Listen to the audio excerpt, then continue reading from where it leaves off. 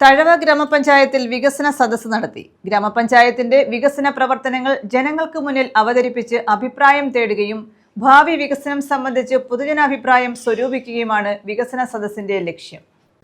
തഴവ ഗ്രാമപഞ്ചായത്തിന്റെ ഇതുവരെയുള്ള വികസന പ്രവർത്തനങ്ങൾ ജനങ്ങൾക്ക് മുന്നിൽ അവതരിപ്പിച്ച് ജനങ്ങളുടെ അഭിപ്രായം ലഭ്യമാക്കുകയും ഭാവി വികസനത്തിനായുള്ള ആശയങ്ങളും നിർദ്ദേശങ്ങളും ആരായുന്നതിനും ഇതുവരെ ആർജിച്ച നേട്ടങ്ങളും മുന്നേറ്റങ്ങളും സംബന്ധിച്ച് ജനങ്ങളെ ബോധവാന്മാരാക്കുന്നതിനും തഴവ ഗ്രാമപഞ്ചായത്തിന്റെ ഭാവി വികസനം സംബന്ധിച്ച് പൊതുജനാഭിപ്രായം ഉൾക്കൊള്ളുന്നതിനുമായാണ് വികസന സദസ്സ് സംഘടിപ്പിച്ചത്.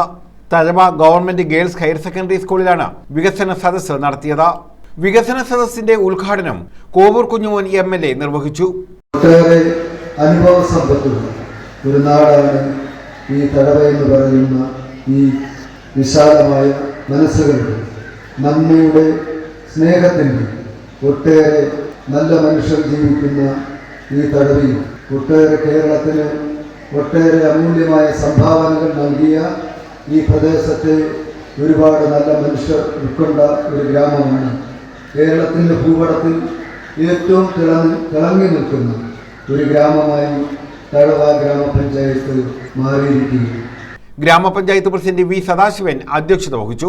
വികസന standing committee chairman advocate R. Ambalikuttan സ്വാഗതം പറഞ്ഞു. 5 പേർ 10 സെന്റ് വെച്ച് കൊടുത്ത് 3 കുടുംബങ്ങൾക്ക് വീതം. ഒന്ന് സഖാവ് നമ്മുടെ സിദ്ദിഖാണ്, പാർട്ടിയുടെ ലോക്കൽ കമ്മിറ്റി സെക്രട്ടറി. 3 പേർക്ക് 3 സെന്റ് വീതം 3 കുടുംബങ്ങൾ 10 സെന്റ് വസ്തു കൊടുത്ത് സിദ്ദിഖ്. ഇട്ടിയാശ്ശേരിയിലെ ബാബു വീട് വെക്കുന്നതിന് വേണ്ടി 3 ആളിന് ഭൂമി കൊടുത്തു. രാജേന്ദ്ര സാർ ഈ സ്കൂളിൽ അധ്യാപകനാണ്, പാവമായി താമസിക്കുന്നു, അദ്ദേഹം ഇങ്ങനെ ഭൂമി കൊടുത്തു. പ്രോഗ്രസ് റിപ്പോർട്ട് പ്രകാശനം, വികസന പ്രവർത്തനങ്ങളിൽ പങ്കാളികളായവർക്ക് ആദരവ് എന്നിവയും നടത്തി. Chavara block panchayat RP.S. Premshankar report അവതരിപ്പിച്ചു.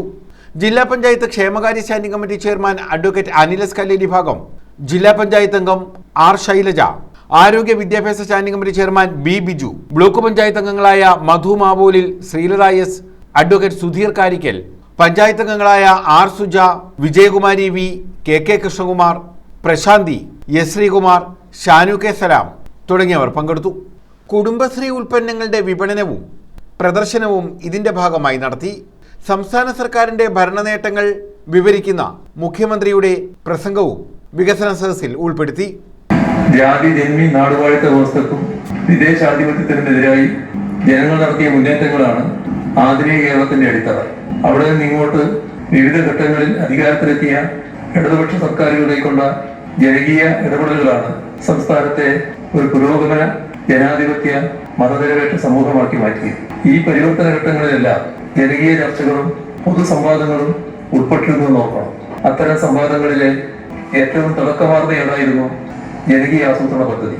ജനകീയ ആസൂത്രണത്തിലൂടെ നമ്മുടെ നാട്ടിലെ ഓരോ പ്രദേശത്തെയും വികസന ഭാഗതയെ നിർണ്ണയിക്കാനുള്ള അധികാരം അതാത് പ്രദേശത്തെ ജനങ്ങൾക്ക് കൈമാറി.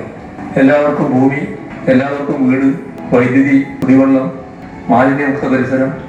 ഇതേസമയം UDF-ഉം BJP-യും വികസന സദസ്സ് ബഹിഷ്കരിച്ചു. News bureau, Thazhava.